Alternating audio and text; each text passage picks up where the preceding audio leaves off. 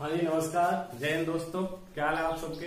चलिए शुरुआत करते हैं आज की क्लास। आज जो हमारी क्लास रहने वाली है वो राजस्थान के दुर्गों को लेकर के रहने वाली है। अगर हम राजस्थान कला संस्कृति में बात करें तो संत एवं संप्रदाय, लोक देवता एवं देवियों का अध्ययन हम कर चुके हैं। राजस्थान के दुर्गों में भी हमारी लगभग 2 क्लासेज हो चुकी हैं। आज जो हमारी क्लास रहेगी राजस्थान के अन्य दुर्गों को लेकर के रहेगी। अगर आप मेरी क्लास पर नए हैं तो चैनल को सब्सक्राइब कीजिए, और अगर आप काफी टाइम से मेरी क्लासों को फॉलो कर रहे हैं तो आप अपने दोस्तों के साथ मेरी क्लासों को शेयर कीजिए। चलिए शुरुआत करते हैं आज की क्लास। और आज जिस दुर्ग के बारे में सर्वप्रथम अध्ययन करेंगे वो दुर्ग है जैसलमेर दुर्ग।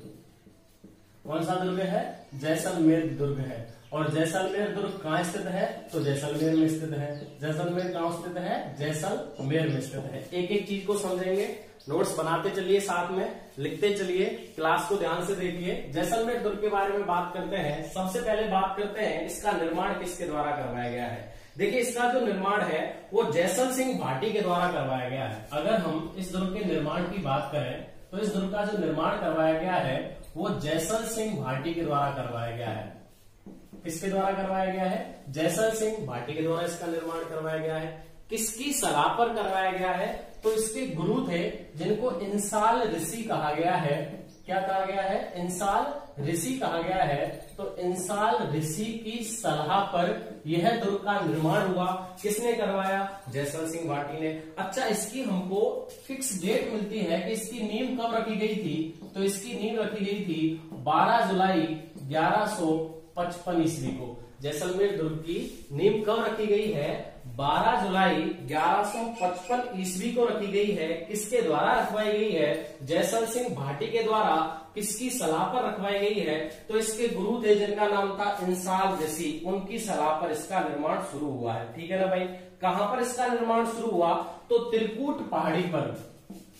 कौन सी पहाड़ी पर? त्रिकूट पहाड़ी पर इसका निर्माण शुरू हुआ, जिसे गौरहरा पहाड़ी भी कहा जाता है। क्या कहा जाता है?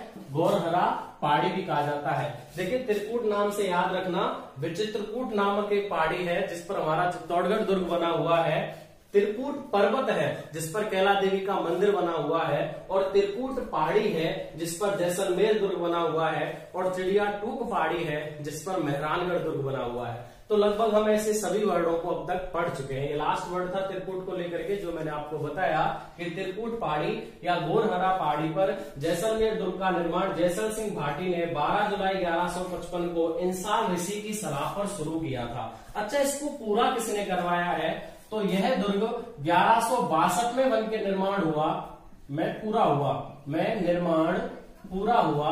और इसका निर्माण पूरा करवाने वाला कौन था? तो जैसल सिंह भाटी का पुत्र था। क्या नाम था? शालिवाहन द्वितीय।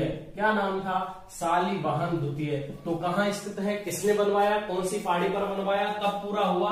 कौन से दुर्ग की बात कर रहे हैं हम? जैसलमेर दुर्ग की बात कर रहे हैं। देखिए इस दुर्ग का जो निर्माण करवाया गया है वो चूने का प्रयोग ना करके पत्थर के खांचे बनाकर हुआ है।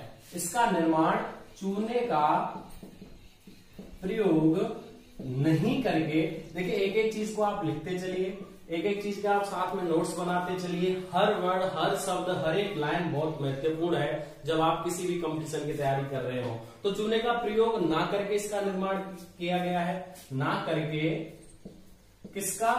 पत्थर में खांचे बनाकर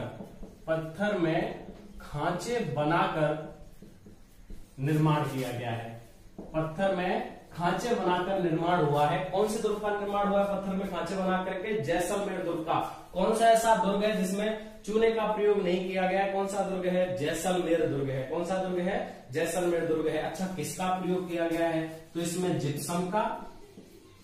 जिप्सम का, लोहे की कीलों का, यानी कि लोहे का प्रयोग किया गया है। लोहे की कीलों का, ठीक है ना, लोहे की कीलों सरियों का प्रयोग किया गया है। जिप्सम का प्रयोग किया गया है और कली का प्रयोग किया गया है। कली का प्रयोग किया गया है। इन तीनों के प्रयोग करने के बाद यह दुर्ग बन के निर्माण हुआ जिसे हम जैसलमेर दुर्ग कहते हैं। अच्छा, कैसे पत्थरों से बना है? तो पीले पत्थरों से। कैसे पत्थरों से बना है ये दुर्ग? पीले पत्थरों से बना हुआ है। कैसे पत्थरों से बना हुआ है? पीले पत्थरों से। अब इसके हम उपनामों की बात करते हैं कि भाई इसको किस किस नाम से जाना जाता है। तो सबसे पहले पीले पत्थर होने के कारण इसको सोनारगढ़ कहते हैं। क्या कहते हैं इसको?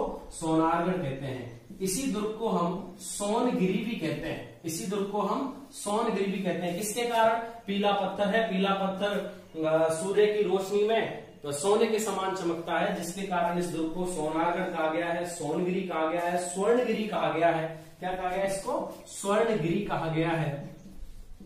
इसको निर्माण किसने करवाया था? जयसल सिंह भाटी के द्वारा। इसके कारण इसको जैसाणगढ़ भी कहा जाता है, जैसाणगढ़ भी कहा जाता है। देखिए उत्तर भारत में या उत्तर पश्चिम भारत में जब भी भारत में प्रवेश किया जाता था तो प्रमुख जो दुर्ग रहे हैं वो कौन कौन से रहे हैं? एक तो जैसलमेर दुर्ग रहा है और एक भटनेर दुर्ग हनुमानगढ़ का रहा है। इस दुर्ग को उसी के कारण उत्तर भड़ किवाड़ कहा जाता है। इसी दुर्ग को इसी कारण उत्तर भड़ किवाड़ कहा जाता है। कौन से दुर्ग को उत्तर भड़ किवाड़ कहा जाता है? जैसलमेर दुर्ग को उत्तर भड़ किवाड़ कहा जाता है। राजस्थान का अंडमान, राजस्थान का अंडमान किस दुर्ग को कहा जाता है? जैसलमेर दुर्ग को कहा जाता है। राजस्थान का गुलाब, इसको हम राजस्थान की जगह रेगिस्तान भी बोल सकते हैं, तो रेगिस्तान का गुलाब कौन से दुर्ग को कहा जाता है? जैसलमेर दुर्ग को कहा जाता है। राजस्थान का अंडमान कौन से दुर्ग को कहा जाता है? जैसलमेर को दुर्ग को कहा जाता है। गलियों का दुर्ग, गलियों का दुर्ग किसे कहा जाता है? जैसलमेर दुर्ग को कहा जाता है। ठीक है ना? इसी दुर्ग जैसे जिसको गलियों का दुर्ग कहा जाता है। अच्छा ये दुर्ग कैसा है? धानवन दुर्ग है। कैसा दुर्ग है? धानवर दुर्ग है, मिट्टी पर बना हुआ है। इसका मतलब यह है मरु दुर्ग है। कौन सा दुर्ग है? मरु दुर्ग है। ठीक है ना? क्या क्या नाम रहे? सोनारगढ़ रहा, सोनगिरी रहा, स्वर्णगिरी रहा, जैसलमेर रहा, उत्तर भड़ किवाड़ रहा, राजस्थान का अंडमान रहा, राजस्थान या रेगिस्तान का गुलाब रहा, गलियों का दुर्ग रहा, धानवर दुर्ग रहा, मरु दुर्ग रहा। रेत के समुद्र में लंगर लिए हुए जहाज के समान, रेत के समुद्र में खड़ा जहाज, रेत के समुद्र में खड़ा जहाज या लंगर लिए हुए जहाज, कोई भी लाइन आप लिख सकते हैं। इससे आप आराम से समझ जाएंगे कि रेत के समुद्र में खड़ा जहाज कौन से दुर्ग को कहा गया है? जैसलमेर दुर्ग को कहा गया है। किसको कहा गया है? जैसलमेर दुर्ग को इन नामों से, उपनामों से जाना जाता है। ठीक है ना? अगर आपको स्क्रीनशॉट लेना है तो आप स्क्रीनशॉट ले सकते हैं। बाकी का मेरा प्रमुख मत है नोट्स बनाते रहने का। चलिए आगे बढ़ते हैं। तो इसका निर्माण किसके द्वारा करवाया गया है? जयसल सिंह भाटी के द्वारा। किसकी सलाह पर करवाया गया था? इंसाल ऋषि की सलाह पर करवाया गया था। 12 जुलाई 1155 को नींव रखी। 1162 में सालीवान द्वितीय ने इसको पूरा करवाया था। चूने का ना प्रयोग करके, जिप्सम लोहे और कली का प्रयोग करके पीले पत्थरों से दुर्ग का निर्माण करवाया गया है। ठीक है ना साहब? कौन सा दुर्ग है? जैसलमेर दुर्ग है। इसको सोनारगढ़, सोनगिरी, स्वर्णगढ़, जैसाणगढ़, स्वर्णगिरी, सोनगढ़ और इसको जैसाणगढ़ कहा जाता है। रेत में लंगर लिए हुए जहाज या रेत में खड़ा जहाज इसको कहा जाता है। धानवन दुर्ग है, मरु दुर्ग है, उत्तर भड़ किवाड़ इसको कहते हैं। ये इसके जैसलमेर दुर्ग के उपनामों के रूप में इसको जाना जाता है। चलिए बात करते हैं जैसलमेर दुर्ग की अन्य के बारे में। अबुल फजल ने इस दुर्ग के बारे में कहा है कि इस दुर्ग तक पहुंचने के लिए पत्थर की टांगे चाहिए, लोहे का शरीर चाहिए और लकड़ी का घोड़ा चाहिए। किसने कहा है? अबुल फजल ने। अबुल फजल ने इस दुर्ग के बारे में मत दिया है कि इस दुर्ग तक पहुंचने के लिए, इस दुर्ग तक पहुंचने के लिए पत्थर की टांगे, लोहे का शरीर, पत्थर की टांगे, लोहे का शरीर एवं पत्थर की तो टांगे कहा गया है, लोहे का शरीर कहा गया है और काष्ठ का घोड़ा चाहिए। किसने कहा है? अबुल फजल ने कहा है। अबुल फजल ने इस दुर्ग की प्रशंसा करते हुए कहा है कि इस दुर्ग तक पहुंचने के लिए पत्थर की टांगे, लोहे का शरीर एवं काष्ठ का घोड़ा होना चाहिए। किसके द्वारा ये मत? अबुल फजल के द्वारा मत है। देखिए इस दुर्ग को राजस्थान का दूसरा लिविंग फोर्ट कहते हैं। राजस्थान का दूसरा लिविंग फोर्ट हम जान चुके हैं। राजस्थान का सबसे बड़ा लिविंग फोर्ट जो है वो चित्तौड़गढ़ दुर्ग है। हमने जब चित्तौड़गढ़ दुर्ग का अध्ययन किया पहली क्लास में दुर्गों को लेकर के, तो तब मैंने आपको बताया कि राजस्थान में जो सबसे बड़ा लिविंग फोर्ट है या सबसे प्रमुख जो लिविंग फोर्ट है वो कौन सा है, चित्तौड़गढ़ दुर्ग है। और राजस्थान का दूसरा जो लिविंग फोर्ट है वो कौन सा है, जैसलमेर दुर्ग है। अगर हम जैसलमेर दुर्ग की बात करें तो इसका जो घाघरानुमा परकोटा है, इसका जो घाघरानुमा परकोटा है, इसका घाघरानुमा जो परकोटा है, जो मतलब एक तरीके से हमारे यहाँ जो तिवारा बोलते हैं या फिर बरामदा बोलते हैं, जो इसका घाघरानुमा परकोटा है उसे पाड़ा कहते हैं। क्या कहते हैं उसे, पाड़ा। अच्छा क्वेश्चन है कि बताइए जैसलमेर दुर्ग का जो घाघरानुमा परकोटा है उसे किस नाम से जाना जाता है, तो उसे पाड़ा के नाम से जाना जाता है या इसको कमरकोट भी कहा जाता है। ठीक है ना, ये भी लिख लीजिए इसको यहाँ लगा करके, इसको क्या और क्या कहा जाता है, कमरकोट भी कहा जाता है। कौन सा दुर्ग है, जैसलमेर दुर्ग। कौन सा दुर्ग है, जैसलमेर दुर्ग है। जैसलमेर दुर्ग में 99 बुर्ज हैं। जैसलमेर दुर्ग में 99 बुर्ज हैं एवं दरवाजे हैं 4। कितने दरवाजे हैं जैसलमेर दुर्ग में, 4 दरवाजे हैं। कौन कौन से दरवाजे हैं, अक्षय पोल है, सूरज पोल है, गणेश पोल है और हवा पोल है। कौन कौन सा है, अक्षय पोल है, सूरज पोल है, गणेश पोल है और हवा पोल है। तो कितने दरवाजे यहाँ पर, 4 दरवाजे हैं। कौन कौन से दरवाजे हैं, अक्षय पोल है, सूरज पोल है, गणेश पोल है, हवा पोल है और मुख्य दरवाजा कौन सा है, अक्षय पोल। मुख्य जो दरवाजा है जैसलमेर दुर्ग का वो कौन सा है, अक्षय पोल है। बुर्ज यहाँ पर कितने हैं, तो 99 बुर्ज हैं। कितने बुर्ज हैं यहाँ पर, 99 बुर्ज हैं। गणेश पोल को एक और नाम से जाना जाता है, मैं आपको बता देता हूं, भूता पोल के नाम से। गणेश पोल ऐसा पोल है जिसे और एक नाम दिया गया है। क्या नाम दिया गया है, भूता पोल नाम गणेश पोल दरवाजे को दिया गया है, जैसलमेर दुर्ग में है। जैसलमेर दुर्ग को 2005 में यूनेस्को के द्वारा विश्व धरोहर में शामिल किया गया। यानी कि 2005 में जो विश्व धरोहर दुर्ग बना है हमारा, वो कौन सा दुर्ग है, जैसलमेर दुर्ग है। 2009 में भूकंप से इसमें दरारें आई। 2009 में भूकंप से दरारें आई और 2009 में ही 5 रुपए का डाक टिकट जारी हुआ। 2009 में 5 रुपए का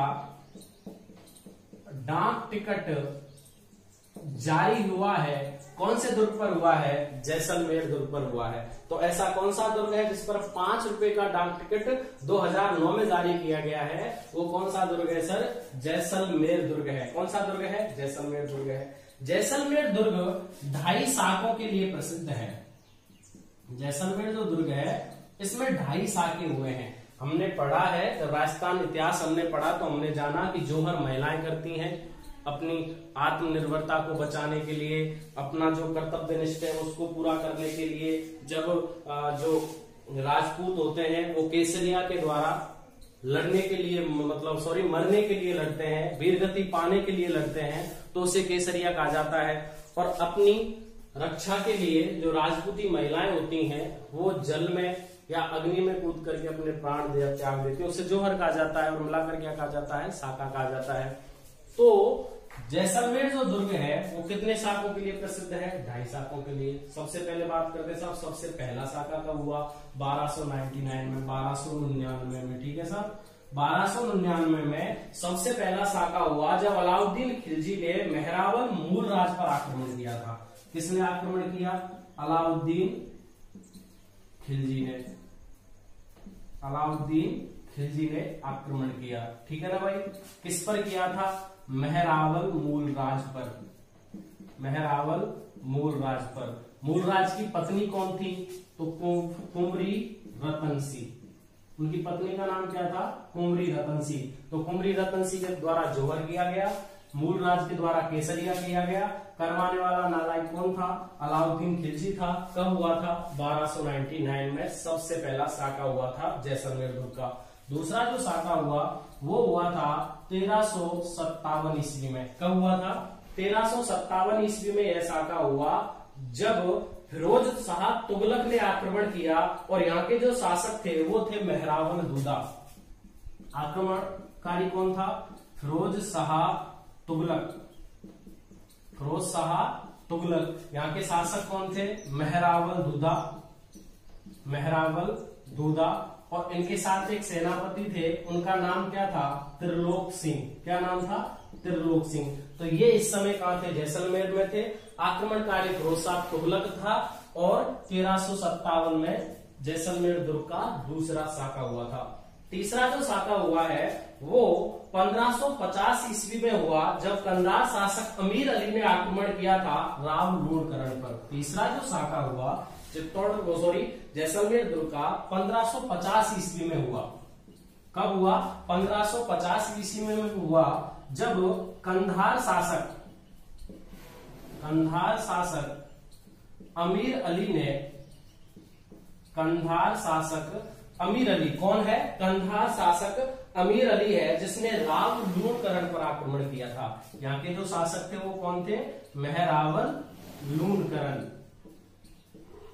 इन पर इसने आक्रमण किया और इसमें बताया जाता है कि ये जो है यह आधा साका रहा। क्यों रहा? क्योंकि केसरिया हुआ लेकिन जौहर नहीं हुआ। क्या हुआ? केसरिया हुआ लेकिन जौहर नहीं हुआ। तो वो कौन सा साका है? 1550 ईस्वी का जैसलमेर दुर्ग का तीसरा यानी कि आधा साका रहा, जिसमें केसरिया हुआ था लेकिन जौहर नहीं हुआ था। तो हमारा जो जैसलमेर दुर्ग है वो कितने साकों के लिए प्रसिद्ध है? 2.5 साकों के लिए प्रसिद्ध है। तो ये इसकी प्रमुख बातें रही। अब हम जैसलमेर दुर्ग के दर्शनीय स्थलों के बारे में चर्चा करेंगे कि जैसलमेर में कौन कौन से दर्शनीय स्थल हैं और कहाँ स्थित है। लिखते रहिए, साथ साथ नोट्स बनाते रहिए। जिसको नोट्स नहीं बना रहे हैं वो इसका स्क्रीनशॉट लेकर के भी प्रयोग कर सकते हैं। और जिन जिन के कमेंट मेरी वीडियोस पर आ रहे हैं, जो लोग मुझे मोटिवेट कर रहे हैं, उनके लिए बहुत बहुत धन्यवाद। आप ऐसे ही अपने दोस्तों के साथ भी क्लासों को शेयर करते रहें। चलिए आगे चलते हैं। जैसलमेर दुर्ग को लेकर के क्या क्या पाया जाता है। सबसे पहले बात करते हैं जैसलू कुआ।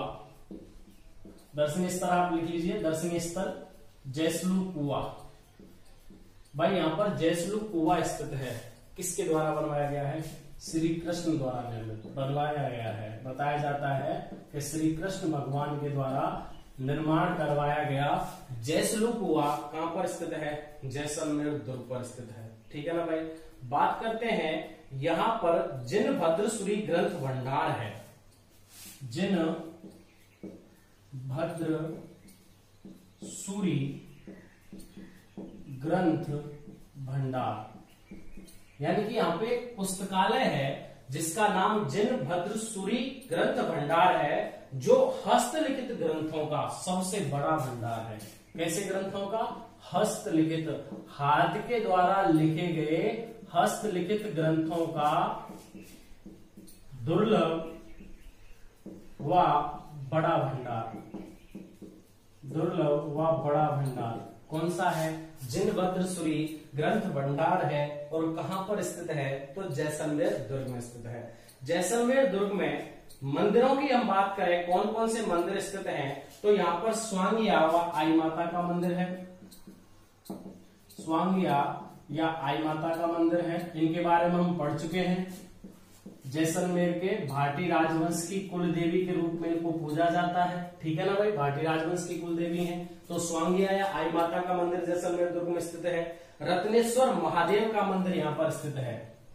रत्नेश्वर महादेव का मंदिर भी यहाँ पर स्थित है। अगर हम रत्नेश्वर महादेव मंदिर की बात करें, यानी कि इसके बारे में प्रमुख विशेषता क्या है, तो ये जो रत्नेश्वर महादेव मंदिर है ये बैरी साल ने अपनी रानी सूर्य कुंवर की याद में बनवाया था। कब बनवाया था? 1441 ईस्वी में। 1441 ईस्वी में बैरी साल ने, यहाँ का जो शासक था बैरी साल ने रानी सूर्य कुंवर की याद में बनवाया, की याद में। ठीक है ना भाई। कौन सा मंदिर है? रत्नेश्वर महादेव मंदिर है। किसके द्वारा बनवाया गया है? बैरी साल के द्वारा बनवाया गया है। कब बनवाया गया है? 1441 ईस्वी में बनवाया गया है। किसकी याद में बनवाया गया है? अपनी पत्नी की याद में बनवाया गया। क्या नाम है भैया? सूर्य कुंवर नाम है। खुशाल राज राजेश्वर मंदिर, खुशाल राज राजेश्वर मंदिर कहां पर स्थित है? खुशाल राज राजेश्वर मंदिर जैसलमेर दुर्ग में स्थित है। कहां स्थित है? जैसलमेर दुर्ग में स्थित है। किसने बनवाया था? तो रानी के द्वारा। रानी का नाम नहीं है, रानी के द्वारा पत्थरों का मंदिर है, पत्थरों का मंदिर है। पत्थरों को जोड़ करके बनवाया गया मंदिर है। वही खांचे फंसा करके इस मंदिर का भी निर्माण करवाया गया है। कोई रानी के द्वारा करवाया गया है। क्या नाम है? खुशाल राज राजेश्वर मंदिर है। यहाँ पर लक्ष्मी नारायण मंदिर भी है। यहाँ पर लक्ष्मी नारायण मंदिर है। और लक्ष्मी नारायण मंदिर की क्या विशेषता है कि इसको 1437 ईस्वी में बनवाया गया है। किसके द्वारा बनवाया गया है? तो वेरीसाल के द्वारा ही बनवाया गया है। कौन सी शैली में? प्रतिहार शैली में। वेरीसाल के द्वारा प्रतिहार शैली में। ऐसे क्वेश्चन आ जाते हैं कि ये मंदिर कौन सी शैली का है? तो प्रतिहार शैली का मंदिर है। वेरीसाल के द्वारा बनवाया गया। 1437 ईस्वी में बनवाया गया। 1441 में वेरीसाल के द्वारा रत्नेश्वर महादेव मंदिर बनवाया गया। इसकी विशेषता आपको पता होगा, जब हमने जैसलमेर का इतिहास पढ़ा तो जैसलमेर के इतिहास में मैंने आपको बताया था कि स्वांगिया आई माता मंदिर तो इनकी कुलदेवी है और यह लक्ष्मी नारायण का वंशज अपने आप को मानते हैं तथा इनको अपने राज्य का प्रमुख शासक और स्वयं को इनका दीवान मान के ये शासन करते हैं। कौन? जैसलमेर के शासक। जैसलमेर के जो शासक हैं वो लक्ष्मी नारायण जी का स्वयं को दीवान मानते हुए शासन करते हैं। तो ये प्रमुख मंदिर रहे। कौन से दुर्ग के हैं? जैसलमेर दुर्ग के हैं। चलिए बात करते हैं, इसमें कुछ सबसे प्राचीन जैन मंदिर भी पाए जाते हैं। कौन कौन से मंदिर पाए जाते हैं? देखिए, पार्श्वनाथ का मंदिर पाया जाता है, पार्श्वनाथ, संभवनाथ, संभवनाथ, आदिनाथ। आदिनाथ को आपको पता ही है, ऋषभदेव के नाम से भी जाना जाता है, ऋषभदेव जैन मंदिर। तो ये दुर्गों में पाए गए प्राचीन जैन मंदिर हैं। दुर्गों में पाए गए प्राचीन जैन मंदिरों में शामिल पार्श्वनाथ जी का मंदिर, संभवनाथ जी का मंदिर, आदिनाथ या ऋषभदेव जी का जैन मंदिर कौन से दुर्ग में स्थित है? जैसलमेर दुर्ग में स्थित है। कौन से दुर्ग में स्थित है? जैसलमेर दुर्ग में स्थित है। बात करते हैं यहाँ के महलों की। शीश महल, बात करते हैं यहाँ के महलों की। शीश महल की बात करते हैं। शीश महल यहाँ का सर्वोत्तम महल है। अगर पूछा जाए कि बताइए जैसलमेर दुर्ग का जो सबसे प्रमुख महल है, सबसे सुंदर महल है, सबसे अच्छा महल है, तो उसका नाम क्या है? शीश महल है, जिसे हम सर्वोत्तम विलास महल भी कहते हैं। मैं इसको यहाँ पे ऐसे भी जोड़ सकता हूं, सर्वोत्तम विलास महल, सर्वोत्तम विलास महल भी कहा जाता है। कौन से महल को कहा जाता है? शीश महल। कहां पर स्थित है? जैसलमेर दुर्ग में है। किसके द्वारा निर्माण करवाया गया है? तो अक्षय सिंह के द्वारा इसका निर्माण करवाया गया है। किसके द्वारा इसका निर्माण करवाया गया है? अक्षय सिंह के द्वारा इसका निर्माण करवाया गया है। रंग महल व मोती महल, रंग महल व मोती महल, रंग महल व मोती महल दोनों का निर्माण जो करवाया गया है वो मूलराज द्वितीय के द्वारा करवाया गया है। किसके द्वारा करवाया गया है? मूलराज द्वितीय के द्वारा करवाया गया है। क्लियर है? बादल महल, अगला जो महल है वो है बादल महल। देखिए, बादल महल जो है वो सिलावटों के द्वारा बनाया गया महल है। सिलावट यानी कि जो महल बनाते हैं, हवेलियां बनाते हैं, वो जो व्यक्ति होते हैं उनको सिलावट कहा जाता है। तो ये सिलावटों के द्वारा बनाकर भेंट किया हुआ मंदिर है, सॉरी महल है, भेंट किया हुआ महल है। सिलावटों के द्वारा भेंट किया हुआ महल बादल महल कब भेंट किया गया था? 1884 ईस्वी में। यानी कि याद रखिए, जो बादल महल है जो जैसलमेर दुर्ग में स्थित है, ये सिलावटों के द्वारा बनाकर भेंट किया हुआ महल है। 5 मंजिल महल है। कौन सा महल है? 5 मंजिल महल है। कब बना करके दिया गया था? 1884 में बना करके दिया गया था, जो मत प्रमुख नहीं माना गया इस ईस्वी का। इसके कारण इसका क्वेश्चन भी बनता नहीं है। फिर भी इसके बारे में जो मैंने लिखा हुआ देखा है, जो प्रमुख जो किताब सुजस आती है उसमें 1884 ईस्वी के बारे में इसमें लिखा हुआ है, जिससे हम इतना ही समझ लें कि ये बादल महल सिलावटों के द्वारा बनाकर भेंट किया हुआ महल है। किसको? तो वेरीसाल को।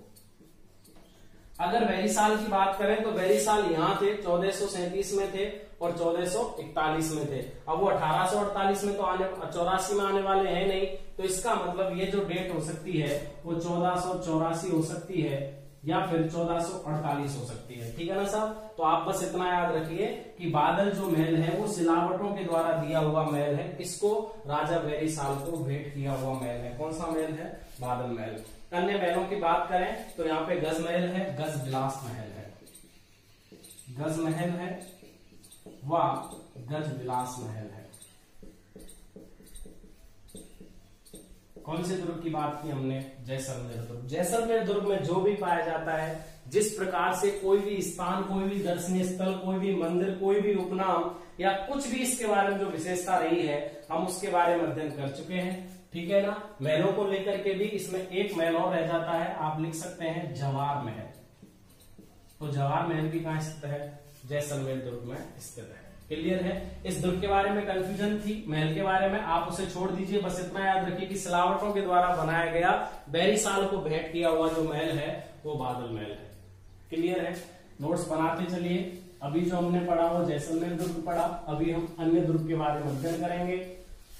याद रखिए, अगर आपको क्लासेस पसंद आ रही हैं, आपको क्लास अच्छी लग रही है, तो आप अपनी क्लासों को दोस्तों के साथ शेयर करें, जिससे मुझे मोटिवेशन मिलता रहे, मैं मोटिवेट होता रहूं। अगली बात ये भी है कि जो लोग भी कमेंट कर रहे हैं या लिख करके मुझे बता रहे हैं कि आपकी क्लास अच्छी है, हम तैयारी कर रहे हैं, उनके लिए बहुत बहुत धन्यवाद। आपके लिए धन्यवाद और रहेगा अगर आप दोस्तों के साथ इन क्लासों को शेयर करते रहें। तो चलिए अगले दुर्ग के बारे में बात करते हैं। अगला जो दुर्ग है वो है गागरोन दुर्ग। अगला जो दुर्ग है उस दुर्ग का नाम है गागरोन दुर्ग। इसके बारे में बड़े ध्यान से पढ़ना है। कहाँ स्थित है? झालावाड़ में। कहाँ स्थित है? झालावाड़ में स्थित है। बात करते हैं इस दुर्ग का निर्माण किसने करवाया और कहां करवाया है। इस दुर्ग का जो निर्माण है वो डोड़वंशी राजाओं ने करवाया है। डोड़वंशी राजाओं ने। कई पुस्तकों में जो डोड़वंशी राजा के निर्माणकारी का नाम दे रखा है वो बीजल देव दे रखा है, जो गलत है। उसने इसका पुनर्निर्माण जरूर करवाया है, लेकिन मुख्य दुर्ग का निर्माण किसी भी शासक के नाम विहीन करवाया गया है। लेकिन वो कौन से वंश का था इतना जरूर अध्ययन मिलता है, वो डोड़वंशी राजा था। तो डोड़वंशी राजाओं के द्वारा इस दुर्ग का निर्माण करवाया। गागरोन दुर्ग का कहां करवाया गया था? आहू व काली सिंध के संगम पर। आहू व काली सिंध के संगम पर। अच्छा, जब हमने नदियां पढ़ी तो हमने पढ़ा था कि आहू और काली सिंध नदी के संगम को सामेला कहा जाता है।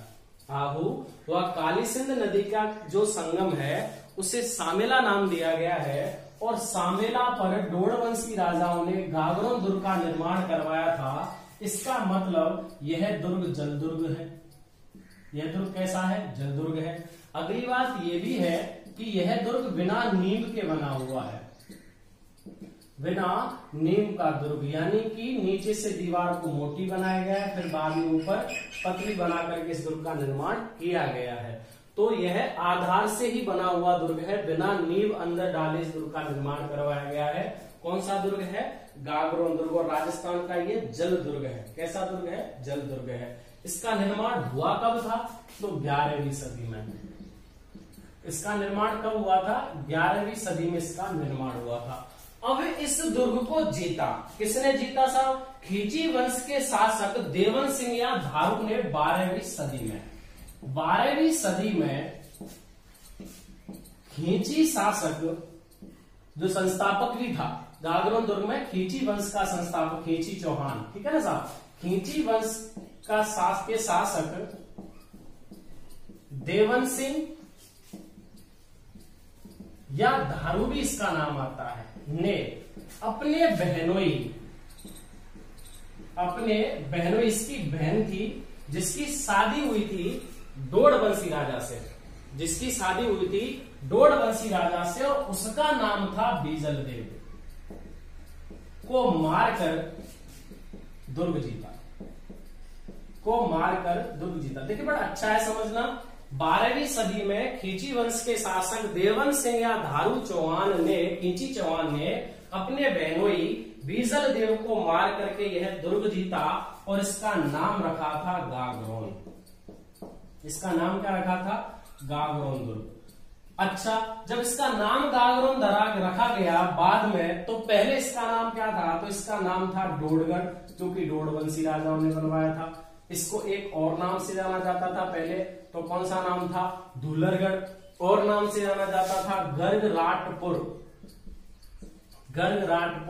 गर्गराटपुर क्यों जाना जाता था? तो भगवान श्री कृष्ण के राज पुरोहित थे गर्गाचारी, उनकी तपोस्थली गागरोन दुर्ग को बताया गया कि गागरोन के आसपास भगवान श्री कृष्ण के जो राज पुरोहित रहे हैं गर्गाचारी, वो यहाँ पर उन्होंने तपस्या की, जिसके कारण इस क्षेत्र को गर्गराट कहा गया। और इस दुर्ग का निर्माण जब हुआ तो इसे क्या कहा गया? गर्गराटपुर कहा गया। ठीक है ना साहब? तो इस दुर्ग को गर्गराटपुर भी कहा जाता है, धूलरगढ़ भी कहा जाता है, डोडगढ़ भी कहा जाता है। और गागरोन नाम रखने वाला कौन है? वो आपने जाना कौन है? देवन सिंह या धारू है, जो अपने बहनोई बीजल देव को मारता है और तब इस दुर्ग पर अपना अधिकार करता है। बिना नींव के बना हुआ जल दुर्ग है। कौन सा दुर्ग है? गागरोन दुर्ग है। कौन सा दुर्ग है? गागरोन। गर्गराटपुर से ये भी याद रखना, गर्गराचारी के नाम पर इसको गलका नगरी भी कहा जाता है। ये भी याद रखिए, गर्गाचारी के नाम पर भी इसको गलका नगरी। आप कोष्टक में लिख लीजिए, भगवान श्री कृष्ण के राज पुरोहित गर्गाचारी की तपोस्थली। क्लियर है? आगे चलते हैं, यहाँ पर क्या क्या प्रमुख हुआ है। तो यहाँ पे सबसे पहले प्रमुख जो बात है, आपको याद होगा कि 1423 ईस्वी में यहाँ पर अचलदास खींची शासक का शासन था। किसका नाम था? अचलदास खींची। तो 1423 में उनके जो राजकवि थे, जिनका नाम था शिवदास गाडड़, ने यहां पुस्तक लिखी। क्या नाम था? अचलदास खींचीरी बचनिका। अचलदास खींचीरी बचनिका पुस्तक शिवदास गाडड़ ने गागरोन दुर्ग में लिखी है। कब लिखी है? 1423 स्थिति में, वो 1423 ईस्वी में। ठीक है ना भाई? पुस्तक लिखी, स्थिति नहीं है, ईस्वी है। ठीक है ना साहब? तो 1423 ईस्वी में शिवदास गाडड़ के द्वारा अचलदास खींचीरी बचनिका पुस्तक कहां लिखी गई है? गागरोन दुर्ग में लिखी है। अगली बात, आपने पृथ्वीराज राठौड़ का नाम सुना होगा, जो मारवाड़ के राव चंद्रसेन के भाई थे, और वह अपने भाई मोटा राजा उदय सिंह के साथ अकबर की सेवा में चले गए थे। और अकबर ने उनको, यानी कि पृथ्वीराज राठौड़ को गागरोन दुर्ग दिया था, तो वो गागरोन दुर्ग में रहा करते थे। उन्होंने, पृथ्वीराज राठौड़ ने गागरोन दुर्ग में पुस्तक लिखी है बेली किशन रुक्मणी री। कौन सी पुस्तक लिखी है? बेली किशन रुक्मणी री। कब लिखी है? 1577 ईस्वी में। किसने? पृथ्वीराज राठौड़ ने। मैं डेट के हिसाब से आपको बता रहा हूं, किताब भी याद रहेंगी और आपको नाम भी याद रहेगा किसने क्या किया है। तो पृथ्वीराज राठौड़ ने बेली किशन रुक्मणी री लिखी। और बेली किशन रुक्मणी के बारे में अगर हम साहित्य में जाने, तो बेली किशन रुक्मणी री पुस्तक को 5वां वेद व 19वां पुराण कहा जाता है। 5वां वेद तथा 19वां पुराण कहा जाता है। किसे कहा जाता है? बेली किशन रुक्मणी री पुस्तक को कहा जाता है। किसके द्वारा लिखी गई है? पृथ्वीराज राठौड़ के द्वारा लिखी गई है। कब लिखी गई है? 1577 ईस्वी में लिखी गई है। क्वेश्चन ये भी बनता है, क्योंकि पृथ्वीराज राठौड़ को गागरोन दुर्ग किसने सौंपा था? तो यह सौंपा था, किसके द्वारा सौंपा गया था? अकबर के द्वारा पृथ्वीराज राठौड़ को गागरोन दुर्ग सौंपा गया था। बात करते हैं यहां पर साकों को लेकर के। तो इस दुर्ग में 2 साके हुए हैं। कितने साके हुए हैं? 2। कौन से दुर्ग में? गागरोन दुर्ग में, जो हमारा जल दुर्ग है, बिना नींव के बना हुआ दुर्ग है। इस दुर्ग में 2 साके हुए हैं। सबसे पहला जो साका हुआ यहाँ पर, वो हुआ था 1423 ईस्वी में 27 सितंबर को। देखिए 13 सितंबर से लेकर के 27 सितंबर 1423 ईस्वी तक यह युद्ध चला था। 1423 ईस्वी से आपको याद आया होगा, तो यहां पर शासक थे अचलदास खींची। अचलदास खींची कौन था? तो ये याद रखना, आपने महाराणा मोकल का नाम सुना होगा। महाराणा मोकल कहाँ के थे? मेवाड़ के। महाराणा मोकल कहाँ के थे? मेवाड़ के थे।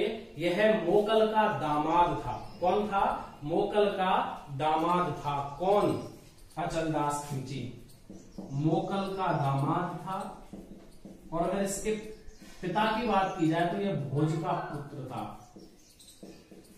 यह भोज का पुत्र था, मोकल का दामाद था। इसकी जो रानी थी उसका नाम था लाला मेवाड़ी। इसकी जो रानी थी उसका नाम था लाला मेवाड़ी।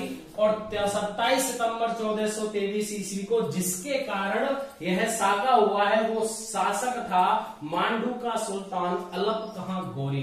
क्या नाम था? मांडू का सुल्तान, मांडू का सुल्तान अलप खां गौरी था, जिसे होसंग शाह के नाम से भी जाना जाता है। तो इस नालायक के द्वारा यहाँ पर आक्रमण किया गया, जिसे अलफ खां गौरी या होसंग शाह कहा जाता है। और अचलदास खिलजी ने किया केसरिया, और लाला मेवाड़ी और जो रानी थी उन्होंने किया जोहर। और गागरोन दुर्ग का पहला साका हुआ 27 सितंबर 1423 ईस्वी को। बात करते हैं दूसरे साके की। दूसरा साका जो गागरोन दुर्ग में हुआ है वो 1444 ईस्वी में हुआ। 1444 ईस्वी में हुआ था, जब यहाँ के शासक थे पालनसी। पालनसी यहाँ के शासक थे और आक्रमण करने वाला था महमूद खिलजी प्रथम। महमूद खिलजी प्रथम। तो याद रखिए, दूसरा जो साका हुआ है गागरोन में वो 1444 ईस्वी को हुआ है। यहाँ पर आक्रमण करने वाला महमूद खिलजी प्रथम था। यहाँ पर जोहर करने वाले यानी साका करने वाले पालनसी थे। और इस दुर्ग का नाम बदल दिया था इस महमूद खिलजी ने, और वो नाम था मुस्तफाबाद। मुस्तफाबाद नाम रखा दुर्ग का। ठीक है ना साहब? मुस्तफाबाद नाम रखा गया दुर्ग का। किसके द्वारा रखा गया था? महमूद खिलजी प्रथम के द्वारा रखा गया था। कौन से साके के तहत रखा गया था? तो दूसरे साके के तहत ये नाम रखा गया था। क्लियर है? स्क्रीनशॉट आप ले सकते हैं, बाकी का नोट्स प्रमुख। चलिए आगे चलते हैं। तो गागरोन दुर्ग आहूबा काली सिंध नदी के संगम पर सामेला पर बना हुआ है। बनवाया गया था ढोड़ राजाओं के द्वारा। फिर देवन सिंह दारू जो खेची वंश का संस्थापक था गागरोन में, उसने अपने बहनोई उसको मार दिया था बीजल देव को। फिर इस दुर्ग को जीता था। इसको गागरोन दुर्ग, गरगापुर, गरगराचारी कहा जाता है, डोडगढ़ कहा जाता है, गलका नदी सॉरी। और गर्गाचारी की तपोस्थली था। गर्गाचारी कौन थे? तो भगवान श्री कृष्ण के राजपुरोहित थे। कितने साके हुए? दो। पहला 1423 ईस्वी में हुआ। दूसरा कब हुआ था? तो 1444 ईस्वी में यहाँ पर दूसरा साका हुआ था। प्रमुख दर्शनीय स्थल या प्रमुख दर्शनीय वस्तुएं या क्या क्या पाया जाता है यहाँ पर, उनके बारे में चर्चा करते हैं। सबसे पहले बात करते हैं, इस दुर्ग में 100 वर्षीय राष्ट्रीय पंचांग प्रसिद्ध है। 100 वर्षीय राष्ट्रीय पंचांग स्थित है। तो 100 वर्षीय राष्ट्रीय पंचांग जो स्थित है वो कौन से दुर्ग में स्थित है? गागरोन दुर्ग में स्थित है। कौन से दुर्ग में स्थित है? गागरोन दुर्ग में स्थित है। गागरोन दुर्ग में जालिम कोट बना हुआ है। जालिम कोट बना हुआ है। जालिम कोट एक परकोटा है। तो यह कोट किसके द्वारा बनवाया गया है? तो जालिम सिंह के द्वारा ही बनवाया गया। नाम से ही हमको पता चल रहा है किसका निर्माण किसके द्वारा करवाया गया है? जालिम सिंह के द्वारा करवाया गया। क्या नाम इसका? जालिम कोट है। यहां पर मीठे शाह की दरगाह है। यहां पर मीठे शाह की दरगाह है। अच्छा, मीठे शाह जो थे उनका नाम क्या था? तो उनका नाम था हमीमुद्दीन चिश्ती। उनका नाम क्या था? हमीमुद्दीन चिश्ती। उनका जो नाम है वो क्या नाम है? हमीमुद्दीन चिश्ती है। और यह जो मस्जिद यानी जो दरगाह बनवाई गई है वो किसके द्वारा बनवाई गई है? औरंगजेब। यानी कि ये जो व्यक्ति था ये औरंगजेब के साथ आया था, तो औरंगजेब ने इसका निर्माण करवाया था। किसका निर्माण करवाया था इसका? औरंगजेब ने इसका नहीं, औरंगजेब के साथ नहीं आया था, सॉरी। ये है तो 1303 का। कब का है? 1303 का संत हमीमुद्दीन था जो अलाउद्दीन खिलजी के समय आया था, लेकिन इसका निर्माण करवाया गया औरंगजेब के द्वारा। निर्माण किसके द्वारा करवाया गया इसका? औरंगजेब के द्वारा इसका निर्माण करवाया गया है। किसका? मीठे शाह की दरगाह या संत हमीमुद्दीन चिश्ती की दरगाह का निर्माण या मस्जिद का निर्माण औरंगजेब के द्वारा करवाया गया है। यहां पर बुलंद दरवाजा स्थित है, बुलंद दरवाजा स्थित है। यह बुलंद दरवाजा भी किसके द्वारा बनवाया गया है? औरंगजेब के द्वारा। ठीक है, अगर राजस्थान के दुर्गों में ऐसा कुछ निर्मित आए तो प्रमुखतः औरंगजेब के द्वारा ही बनवाया गया है। मस्जिद हो या दरवाजा हो, किसके द्वारा बनवाया गया है? औरंगजेब के द्वारा ही बनवाया गया है। यहाँ पर संत पीपा की छतरी है। जब हमने संत पीपा के बारे में अध्ययन किया था, जिनका नाम प्रताप सिंह खींची चौहान था, तो वो यहीं के शासक थे और शासक होने के बावजूद उन्होंने संत प्रवृत्ति को अपनाया था। तो संत पीपा की जो छतरी है वो भी कहां पर बनी हुई है? गागरोन दुर्ग में यह छतरी बनी हुई है। ठीक है ना भाई। यहाँ पर मधुसूदन मंदिर व शीतला माता का मंदिर है। मधुसूदन मंदिर, मधुसूदन मंदिर व शीतला माता का मंदिर है। मधुसूदन मंदिर या शीतला माता का मंदिर है। यहाँ पर युद्धों में पत्थर वर्षा यंत्र, युद्धों में जो पत्थर वर्षा यंत्र का प्रयोग किया जाता था वो आज भी प्राचीन पत्थर वर्षा यंत्र अगर कहीं स्थित है, कौन से दुर्ग पर स्थित है? तो गागरोन दुर्ग पर स्थित है। यहां पर प्राचीन लकड़ी का उठाऊ पुल, जो दरवाजा होता था, मेन दरवाजा, उस दरवाजे पर एक पुल हुआ करता था, क्योंकि खाई होती थी और खाई को पार करने के लिए एक पुल हुआ करता था। वो पुल उठ जाता था और दरवाजे के सामने खड़ा हो जाता था। तो प्राचीन लकड़ी का उठाऊ पुल, उठाऊ पुल कहां पर स्थित है? गागरोन दुर्ग में स्थित है। कहां पर स्थित है? गागरोन दुर्ग में स्थित है। यहाँ के पास, यहाँ के पीछे, यानी कि इस दुर्ग के पीछे गीद कराई नामक पहाड़ी है। गीद कराई नामक पहाड़ी है। इस पहाड़ी की विशेषता यह है कि जब किसी को मृत्यु दंड दिया जाता था तो इस पहाड़ी से उठा करके नीचे फेंक दिया जाता था। तो ये पूछा जाए कि गागरोन दुर्ग पर ऐसी कौन सी पहाड़ी है जहां से मृत्यु दंड दिया जाता था, तो उस पहाड़ी का नाम क्या है साहब? गीद कराई है। कौन से दुर्ग पर स्थित है? तो यह गागरोन दुर्ग पर स्थित है। गागरोन दुर्ग की हम बात करें तो यह कोटा रियासत की टकसाल रहा है। कोटा रियासत की टकसाल, कोटा रियासत की टकसाल मतलब यहां पर सिक्के ढालने का काम हुआ है। कौन सा सिक्का प्रमुख बना, नाम आ जाए तो वो सिक्का है शाह आलमी सिक्का। शाह आलमी सिक्का कहां पर बना है? तो शाह आलमी सिक्का जो है वो गागरोन दुर्ग में बना है, जो क्या हुआ करता था? कोटा रियासत की टकसाल हुआ करता था। तो यह है शाह आलमी सिक्का, जो शाह आलम ने बनवाया था, या इसी को हम सालिम शाही सिक्का भी कह सकते हैं। ठीक है ना भाई। तो दोनों नाम, शाह आलमी सिक्का या सालिम शाही सिक्का, कहां पर डाले गए हैं, कहां पर बने हुए हैं? तो वो गागरोन दुर्ग में बने हुए हैं, जो कोटा रियासत की टकसाल कभी हुआ करता था। देखिए साहब, यहाँ पे बात करते हैं और क्या है, तो यहाँ पे नक्कार खाना स्थित है, राम बुर्ज स्थित है, ध्वज बुर्ज स्थित है। नक्कार खाना, राम बुर्ज, ध्वज बुर्ज, जोहर कुंड, तो ये सभी कहां पर स्थित है? प्रमुख दर्शनीय स्थल गागरोन दुर्ग में स्थित है। तो ये हमारा कौन सा दुर्ग रहा? गागरोन दुर्ग रहा। कौन सा दुर्ग रहा? गागरोन दुर्ग रहा। नोट्स बनाते चलिए सर, स्क्रीनशॉट लेना है स्क्रीनशॉट लीजिए, दोस्तों के साथ शेयर भी करते चलिए। चलिए साहब, अगले दुर्ग के बारे में हम अध्ययन करते हैं। राजस्थान के दुर्गों में तीसरी क्लास चल रही है। अब तक 2 क्लासें हम पढ़ चुके थे। हमारी तीसरी क्लास में भी आज हमने 2 दुर्गों के बारे में अध्ययन किया। अगला दुर्ग है, अगले दुर्ग के बारे में अगर हम अध्ययन करें तो वो दुर्ग है रणथंभौर दुर्ग। आज हम एक दुर्ग के बारे में और अध्ययन करेंगे। कौन सा दुर्ग है? रणथंभौर दुर्ग। खूब घूमे हैं हम इसमें, इसके बारे में हम आपको बताते हैं। रहे हैं हम इसके आसपास, 3 साल हमने माधवपुर में बिताए हैं, बहुत अच्छे बहुत सही साल बिताए हैं। तो रणथंभौर दुर्ग के बारे में अध्ययन करते हैं। कहाँ स्थित है? सवाई माधोपुर में। आज हम 3 दुर्गों के बारे में अध्ययन करेंगे। 2 दुर्गों को हम पढ़ चुके हैं, तीसरा जो दुर्ग है वो हमारा रणथंभौर दुर्ग है। रणथंभौर दुर्ग का जो वास्तविक नाम है वो रणस्तंभपुर है।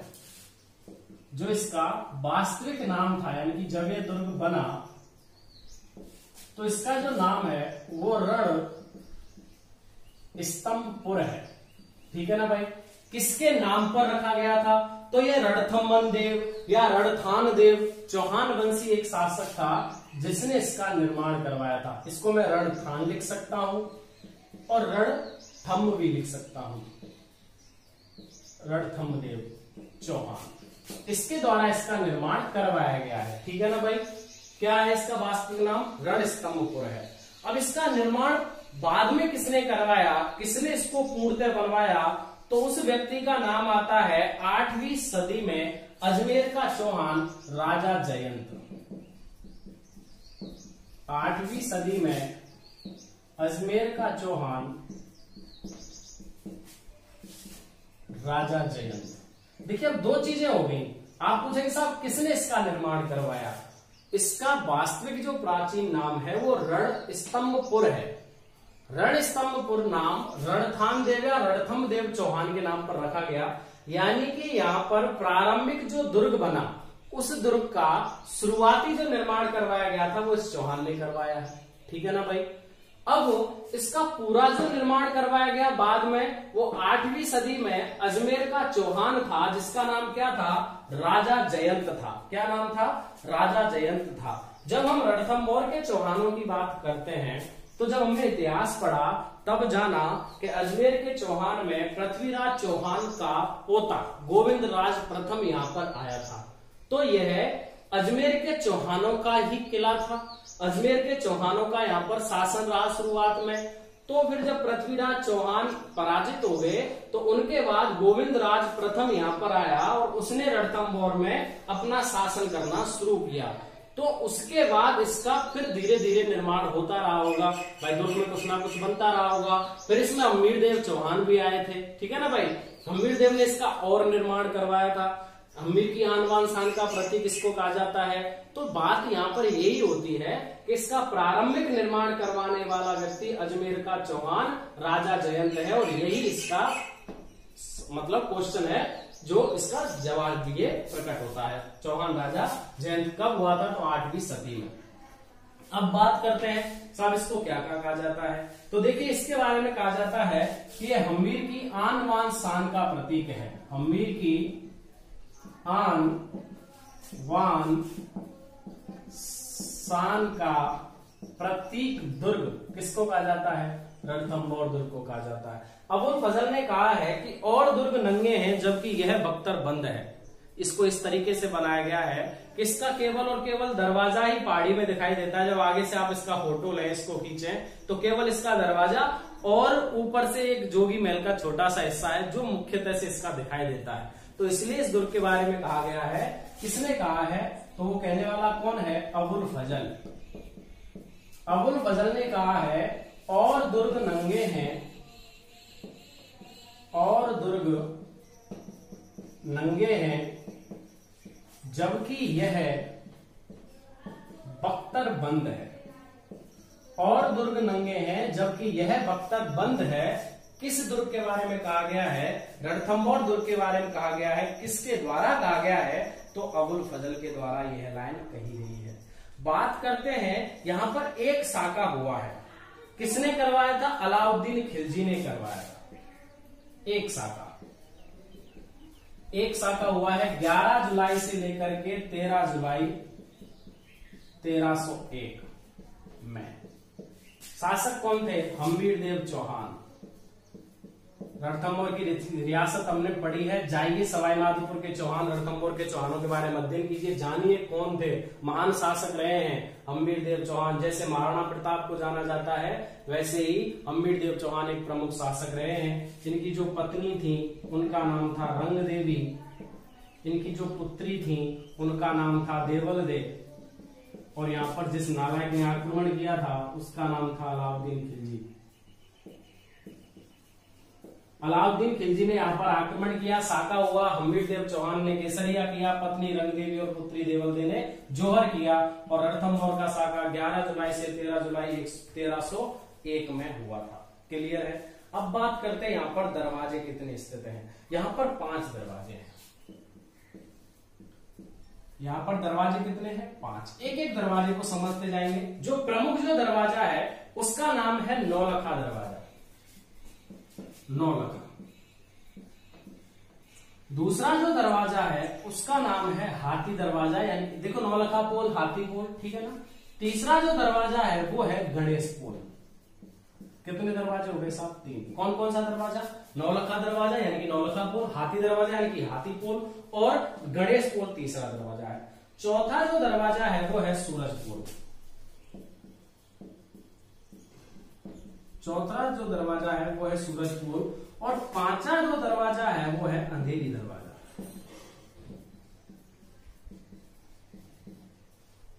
अंधेरी दरवाजा, अंधेरी दरवाजा यानी कि अंधेरी पोल में ऐसा है कि जब हम पूरा 4 दरवाजे क्रॉस करके आ जाते हैं तो 2 दरवाजे छटते हैं उधर। एक तो जाता है लेफ्ट में, लेफ्ट में जो दरवाजा जाता है वो सुरंग है, ठीक है। यानी कि ये भी हो गया कि अंधेरी दरवाजे के पास एक सुरंग है। एक दरवाजा जाता है राइट में, जो लगभग 50 मीटर के समथिंग एक गुफा टाइप में है। गुफा भी बोल सकते हैं, सुरंग बोल सकते हैं, वो भी एक सुरंग टाइप में है। ये तो वो सुरंग है जो दूसरी तरफ से जाकर के जाती है, जो एक गुप्त दरवाजा है। और एक राइट साइड में 2 दरवाजे वहां पर, तो प्रमुख एक ही माना जाता है अंधेरी दरवाजा, ठीक है ना। कितने दरवाजे हो गए? 5। वहां पर 2 दरवाजे हैं, इतना जान सकते हैं कि गुप्त दरवाजा कहां पर स्थित है, तो अंधेरी दरवाजे के पास स्थित है। क्लियर है? कितने दरवाजे हो गए? 5। कौन सा दुर्ग है? रणथंभौर दुर्ग। अब रणथंभौर दुर्ग में क्या क्या पाया जाता है, क्या इसकी विशेषता रही, उसके बारे में जान लेते हैं। देखिए, सबसे पहले अगर हम बात करें इसकी विशेषताओं के बारे में, सबसे पहले हम जान लेते हैं, तो एक मात्र ऐसा दुर्ग है, एक मात्र दुर्ग है जहां हिंदू यानी कि हिंदू देवी देवताओं के मंदिर हैं, जैन यानी कि जैन मंदिर हैं, और मुस्लिम मंदिर है यानी कि मस्जिद है। मुस्लिम एकता का प्रतीक भी बोल सकता है। ऐसा दुर्ग जिस दुर्ग में हिंदू, जैन और मुस्लिम तीनों धर्मों के मंदिर पाए जाते हैं, तीनों धर्मों के धार्मिक स्थल स्थित हैं, वो कौन सा दुर्ग है? रणथंभौर दुर्ग है। यहाँ पर पीर सदरुद्दीन की दरगाह पाई जाती है, लक्ष्मी नारायण जी का मंदिर पाया जाता है, त्रिनेत्र गणेश जी का मंदिर यहाँ पे पाया जाता है, काली माता का मंदिर यहाँ पर स्थित है, ठीक है ना। तो हिंदू, जैन और मुस्लिम एकता का प्रतीक यानी कि मुस्लिम समुदाय के तीनों समुदायों के धार्मिक जो स्थल हैं वो कौन से दुर्ग में स्थित हैं? रणथंभौर दुर्ग में स्थित हैं। याद रखना, यह अकबर का शाही टकसाल रहा था। यह जो दुर्ग है वो अकबर का शाही टकसाल रहा, यानी कि यहाँ पर अकबर के द्वारा सिक्के ढलवाए जाते थे, यानी कि सिक्के बनवाए जाते थे अकबर के द्वारा, और शाही कारागार भी रहा था। यहाँ पर अकबर के द्वारा जो अपराधी होते थे या जिनको वह कैद करता था उनको भी कैद किया जाता था। कौन से दुर्ग में कैद किया जाता था? रणथंभौर दुर्ग में। कौन से दुर्ग में? रणथंभौर दुर्ग में। चलिए लिखते चलिए, और कुछ है अभी पढ़ते हैं रणथंभौर दुर्ग के बारे में, बहुत कुछ है जानने के लिए।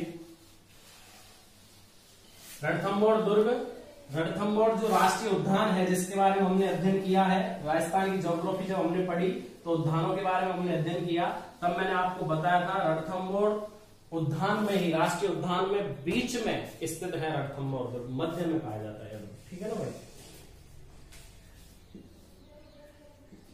रणथंभौर दुर्ग की हम बात करें तो शेर शाह ने अपने पुत्र आदिल खान को यहां पर कैद किया था। शेर शाह सूरी का नाम आपने सुना होगा। शेर शाह सूरी ने पुत्र आदिल खान को कैद किया। जानना बहुत जरूरी है, जब ऐसे क्वेश्चन बनते हैं कि बताइए ऐसा कौन सा दुर्ग था जहां पर शेर शाह सूरी ने अपने बेटे को कैद करके रखा था आदिल खान को, तो वो कौन सा दुर्ग रहा है? रणथंभौर दुर्ग रहा है। कर्मावती ने बहादुर शाह को इसे दिया था। कर्मावती ने बहादुर शाह को इसे दिया था। कर्मावती कौन थी? राणा सांगा की पत्नी, ठीक है, विक्रमादित्य और उदय सिंह की मां।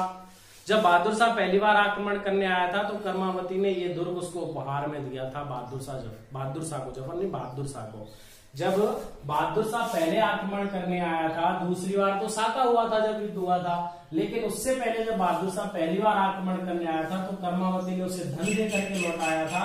उसमें कर्मावती ने इस दुर्ग को उपहार में दिया था, क्योंकि राणा सांगा के अधिकार में आया था ये दुर्ग। राणा सांगा ने इस दुर्ग पर अधिकार कर रखा था, तो कर्मावती का यह दुर्ग हुआ।